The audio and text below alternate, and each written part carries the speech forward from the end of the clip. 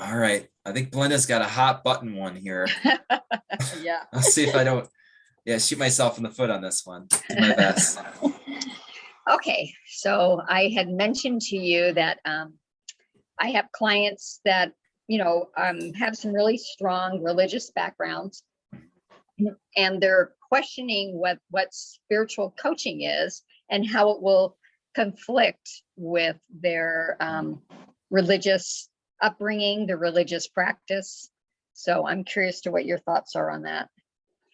Well, spiritual, the spiritual coaching is, as I've been trained from Life Purpose, they suggested that there really is no right or wrong when it comes to spirituality. There's no right or wrong when it comes to religion, in the sense of it giving you purpose and giving you that connection, that foundation, that belief system.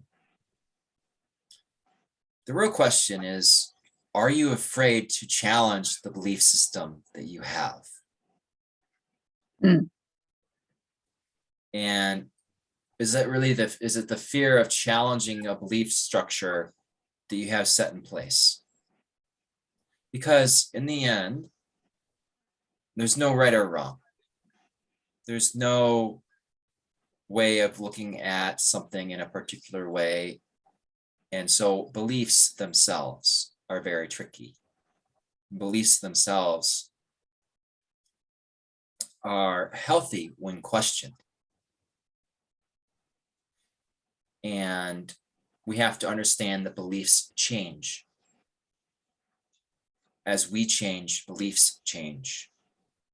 As we evolve, our truth evolves. So there's no point within that religion. There's a core to it. No matter what it is, there's a core of truth to that. There's also plenty of things that can be challenged within that particular infrastructure. Showing respect for that. Spiritual coaching itself does not challenge religion. In fact, it embraces it, integrates those beliefs, which is a different term. Maybe we can use values or morals as a better term for that. We boiled down the values, the morals, home. What is home for you? What is a core within that? But we also don't want to create a situation where you're not free enough to sit back and see where growth can occur. Because beliefs themselves can be limiting. They can be expanding. So I think the term belief, if we could say morals and values and connection, and that's not going to change. What's important to you at the core of who you being is never going to change. But if you're coming to spiritual coaching because there's conflict there, right? So if there is conflict between what your internal state is telling you and what the external religious aspect is bringing, and there's a conflict there, the real question is there a conflict there? And if so, how do we resolve it? It's not about will it conflict, it's whether there is a conflict, period. With, between the external, the internal, wherever that is. And that comes in to part of bringing the different parts of ourselves in synchrony to work together, where the wholeness is greater than the sum of the parts. And we cherish every part and every opinion and every thought, but I do challenge because the challenge comes in, is there a part of you in conflict already that's afraid to be challenged, period? And where there's fear, there's the fear itself is going to take away from true wholeness and love and joy in its fullest expression. And so then you have to go in and say, is there fear around any part of this? And really address that and say, okay, well, I'm fearful that if I go down the new age woo-woo-y path, as my friends are doing, and I walk away from my family's foundational religion that I found as home, that there's going to be a shift away from what I know, and therefore I'm not going to know where I'm going to be from there. And a lot of people get in that situation. I've been there. I was raised Roman Catholic and an altar boy, went to Catholic schools in college. And underneath all of that, underneath every experience in your life, there's a purpose. And that includes religion. That includes growth. But a lot of times you don't have to step outside. You're not stepping outside of something and eroding it. You're stepping within to expand. So you step within to expand, irrespective of the external influences, because there's no fear anymore. The fear has been addressed. The apparent conflict or opposition has been acknowledged, and then there can be unity, and then there can be healing, and there can be the ability to make the ability to cross the aisles in any way for you that's specific for you. So the real question is, what is it that the person needs? What is it the client respects? What is the core of who they are? And if there is fear or conflict there, how to address that so that you can reach your fullest potential and blossom. That's really the approach to take on that one.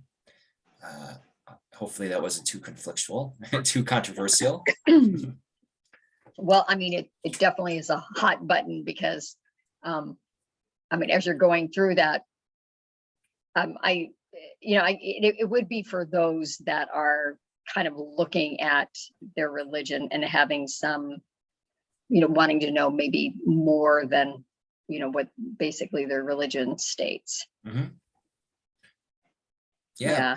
I mean, I know people on both of those aisles, so yeah. Yeah. So it depends on what the individual's ready for. And your job as a coach is to provide what that client needs, what they need for their particular way. And, the whole religion versus spirituality thing is a little tricky there, isn't it? It's a little tricky. Yeah. So the belief systems, when you associate with a particular belief system, that is part of the ego conditioning. Yeah. Okay. And so when the belief systems become challenged, that conditioning infrastructure, that ego, the lower ego, becomes challenged. Then its identity becomes fear. Then the fear comes in because the identity itself is starting to be threatened. And then it creates fear. Out of curiosity, can the reverse be true of people that are identifying with spirituality versus religion? Yeah, the ego. Yeah, I mean, the reverse can always be true, and you're always going to have an ego. It's just going to expand into Buddhic unity consciousness. So no longer is it going to be. It will be expanded. The ego doesn't go anywhere. It expands into a certain level of consciousness where you're part of everything, and there isn't that conditioning, lower ego, lower self type thing we're talking about versus higher. But absolutely, you can go in from a very spiritual perspective, have all of these, free range, new age ideas, and have an idea of what's going on. And then as you evolve, you want more of a structured foundational approach, simplistic, where yourself isn't being pulled apart in a million different areas where you're trying to, and you sit down, it's the idea of digging a deep well instead of a bunch of shallow holes. So the idea is to in order to find water, you have to dig a really deep hole, which is, in other words, sticking with one technique, one approach, one particular logic or lessons or teachings, and digging deep into those so that you can dig a deep well and hit water and find progress through that particular approach, instead of doing bits and pieces of sampling where you're moving laterally and not vertically. Got it. So that could be one of the ways. But if we take away the triggering word of religion versus spirituality, and we look at it at a foundational approach, that these are just words themselves that have emotion and ideological associations with them, then we realize they go both ways. But within a religious infrastructure, the dogma is that there's a lot of beliefs attached to it. There's a dogmatic belief system. Yeah. And you associate with that dogmatic belief system. So when that belief system becomes threatened by spirituality, then the ego itself, the conditioning itself, what you thought you identified as, becomes under threat. And people then become reactive and push it away. You can see the same thing in politics. Yeah. You can see the same thing in Republican versus Democrat. Yeah. Okay. And this is one of the ways of division. Yeah. But by not associating your beingness, the essence of who you are, with the belief system, with one particular experience, one way of experiencing a reality on this plane, when you don't associate with that, and someone else has an opposite or contradictory or controversial opinion or thought to what that is, and you're not identifying with it as your being, as what you are, then you can sit down and have a conversation without reactivity and without pushing or pulling away. And so the same thing can happen by reaching across the aisle and multiple different ways. That's one of the key things that I would have to just address right off the bat. Yeah. Wow.